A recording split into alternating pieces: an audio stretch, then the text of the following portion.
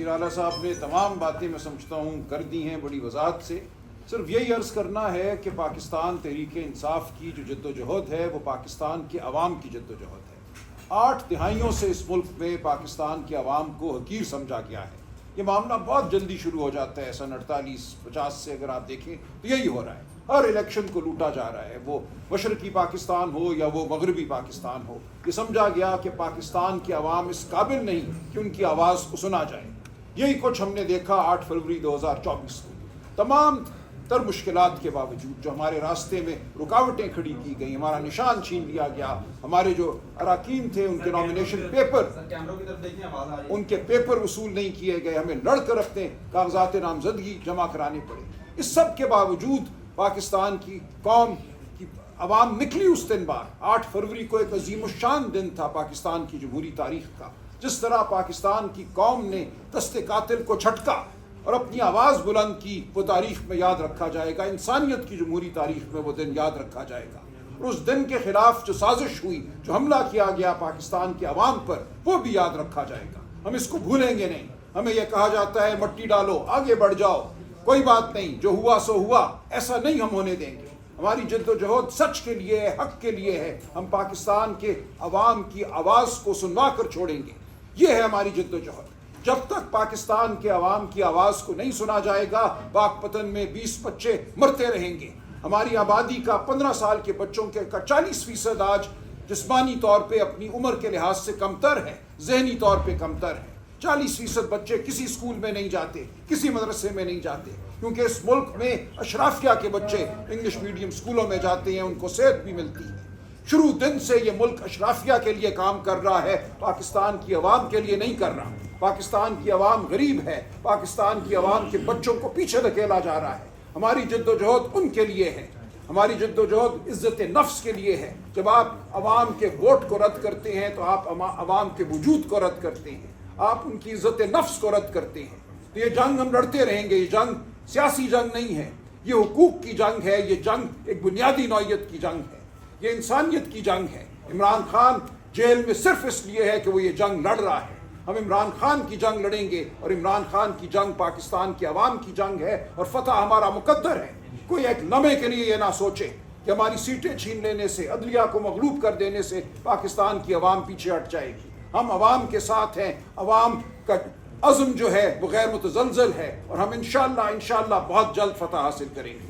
نون league کی کیا اوقات ہے آپ کو نہیں پتا, پیپلز پارٹی کی کیا اوقات ہے, ملک کس کے ہاتھ میں ہے, جس کے پاس طاقت ہے, جو چلا رہا ہے تو اس سے ہی مذاکرات کریں گے.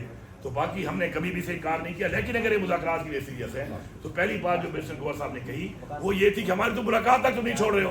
ہم ملاقات کریں گے تو کوئی مذاکرات ہوں گے, جب عمران خان سے ملا ہی نہیں رہے ہو تو پھر کس چیز کی. اور باقی تحریک کے حوالے سے ہم نے کہا ہے, تحریک کا محرم کے بعد ہم شروع کر رہے ہیں. انشاءاللہ پورے پاکستان سے تحریک شروع ہوگی. ہم اپنے پولیٹیکل طریقے کے ساتھ پیسفلی سے ہمیشہ کرتے ہیں, ہم کریں گے اس کو. اور پھر اگر ہم اس کو بڑھائیں گے اور آگے بڑھیں گے, اور اس کے بعد پھر یہ پہلے کی طرح گولیاں ماریں گے تو اس سے بندوبست بھی کریں گے.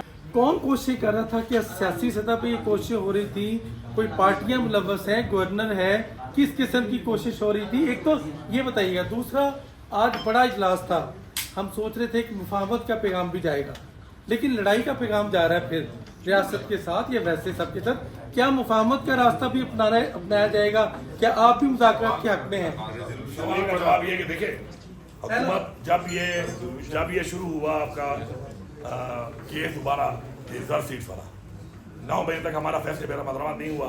پھر جب شروع کیا تو ظاہری بات ہے, کیونکہ فگر جب کم ہو تو ظاہری بات ہے پولیٹیکل پارٹیاں بھی کرتی ہیں, یہ سازش کے تحت بھی کرتی ہیں اور ایز جمہوریت بھی کرتی ہیں کہ لوگوں کو توڑا جائے اور حکومت کو ٹاپل کیا جائے. میں 1 مہینے کے لیے جیل گیا, پیچھے ہماری 2 قوتیں انہوں نے گرا دی ہمارے لوگوں سے. ایسا ہی ہے نا, ادھر پاکستان کی حکومت گرا دی اور کشمیر کی 2/3 اور 3/4 میجارٹی تھی ہماری, گرا دی. تو اس وقت سے انہوں نے یہ کام شروع کیا ہوا تھا. پھر بجٹ والی چیز میں انفارچونیٹلی ایک ایسا ماحول بن گیا کہ اس میں عمران خان کی ملاقات کے ساتھ جو چیز آئی تو اس میں انہوں نے نام مل کر ایک پریشر بلڈنگ شروع کر دی کہ شاید میں اس بات سے پیچھے ہٹ جاؤں گا, اور ہم جو ملاقات نہیں کریں گے اور بجٹ پاس نہیں کریں گے تو یہ ایمرجنسی لگا دیں گے, جو یہ آئین کے مطابق لگا سکتے ہیں. اور ان کا پورا پلان تھا, وہ پلان کا ختم ہو گیا. اب یہ دوبارہ اس بات پہ آ رہے ہیں جو آپ کر رہے ہیں کہ جی لوگوں کو توڑیں گے. پھر بھائی میں تو پھر کہہ رہا ہوں تمہاری اوقات نہیں ہے. میں چیلنج کر رہا ہوں اداروں کو, रियासत को, पार्टियों को, सबको पैसा भी तुम्हारी जितना लगा सकते हो, जितना तुम जुल्म कर सकते हो, न तुम डरा सकते हो, न तुम खरीद सकते हो, क्योंकि मेरे टाइम टेस्टेड बंदे हैं। ये टाइम टेस्टेड लोग जो मेरे हैं ना, मेरे पास इतने हैं कि इंशाल्लाह इमरान खान की जमानत का मैं अमीन हूँ और मैं चैलेंज करके कह रहा हूँ, गिरा के दिखाओ, छुप के नहीं, बरमला। अच्छा, एक लफ्ज में आपसे ऐड कर रहा हूं। आज की जो मीटिंग है, हमारा कोई पैगाम सख्ती वाला नहीं है, हमने उस लेटर को दिया है, डायलॉग वाला को भी हमने कंसिडर किया है डायलॉग के लिए, पर हमने आपको कहा कि डायलॉग हम कहते हैं कि सिर्फ ज़बानी ना हो, उसके लिए अगर आपने करना है तो कोई कंक्रीट स्टेप लिया जाए। फर्स्ट थिंग वाज कि हमने कहा था इवन बजट की स्पीच पे आप खान साहब की मुलाकात कराए, अभी तक वो भी नहीं हो सका। कल भी फैमिली की मुलाकात नहीं सी, 2 बहनें हुई है, दूसरी हुई है। अगर आप उनको तरफ एक्सेस नहीं अलाउ करेंगे तो कोई चीज़ आगे इसमें अभी दोनों ये 2 होंगे, आप क्लब कर आप भी पूछ ले, वो भी पूछ ले, फिर ये हम क्योंकि इसको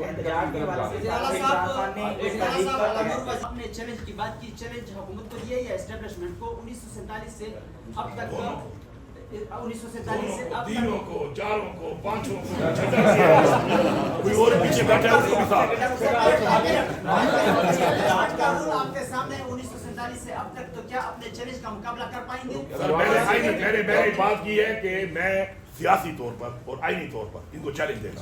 खैर आईनी काम तो ये मसला भी लगा लेते हैं, एक दफा नहीं, कई दफा लगे। सिक्योरिटी फोर्सेस की इक़दामात की बात की आपने, कबायली इलाकों में की मरवत में जो सूरत हाल बनी हुई है, तो क्या सबका फटा से 2 सवाल निकलना चाहिए? आप करें।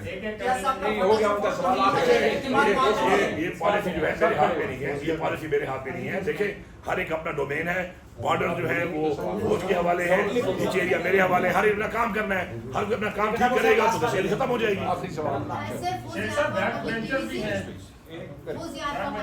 सर मुझे ये बताइएगा, अभी बात हो रही है कि आपके जितने वर्कर 9 महीने गिरफ्तार थे वो निकलते हैं, बीमार हो जाते हैं, उनकी डेथ हो जाती है। दूसरी तरफ आपके रहनुमा खत लिख रहे हैं कि मुज़ाकरात किए जाएं, हर सतह पर किए जाएं। क्या उनकी जान को कोई खतरात हैं या प्रेशर है? क्योंकि वादी पीटीआई मुझे कहते नजर आते हैं कि वो एस्टेब्लिशमेंट से ही मुज़ाकरात करेंगे, सियासी तौर पे वो मुज़ाकरात नहीं करेंगे। क्या कहेंगे? मैं जवाब दूँ। देखिए, पहली बात तो ये है कि इमरान खान जब जेल से बाहर भी थे तो इमरान खान ने हमेशा मुज़ाकरात की बात की और साथ ये कहा कि अपने लिए नहीं, पाकिस्तान के लिए मैं तैयार हूँ। उसके बाद जिस तरह चेयरमैन साहब ने कहा, मिस्टर गौर साहब ने, कि ये खुद मुज़ाकरात के लिए सीरियस नहीं है, क्योंकि ये इस वक्त मुल्क को डंडे के जोर पे चलाने के ऊपर नून लीग की क्या औकात है आपको नहीं पता, पीपल्स पार्टी की क्या औकात है, मुल्क किसके हाथ में है, जिसके पास ताकत है, जो चला रहा है, तो उससे ही मुज़ाकरात करेंगे। तो बाकी हमने कभी भी से इनकार नहीं किया, लेकिन अगर ये मुज़ाकरात के लिए सीरियस है तो पहली बात जो मिस्टर गौर साहब ने कही वो ये थी कि हमारी तो मुलाकात तक तो नहीं छोड़ रहे हो, हम मुलाकात करेंगे तो कोई मुज़ाकरात होंगे, अपना खान से मिला ही नहीं रहे हो तो फिर किस चीज़ की। और बाकी तहरीक के हवाले से हमने कहा है, तहरीक का मुहर्रम के बाद हम शुरू कर रहे हैं, इंशाल्लाह पूरे पाकिस्तान से तहरीक शुरू होगी। हम अपने पॉलिटिकल तरीके के साथ पीसफुली से हमेशा करते हैं, हम करेंगे उसको, और फिर अगर हम उसको बढ़ाएंगे और आगे बढ़ेंगे और उसके बाद फिर ये पहले की तरह गोलियां मारेंगे तो इधर उसके बंदोबस्त भी करेंगे।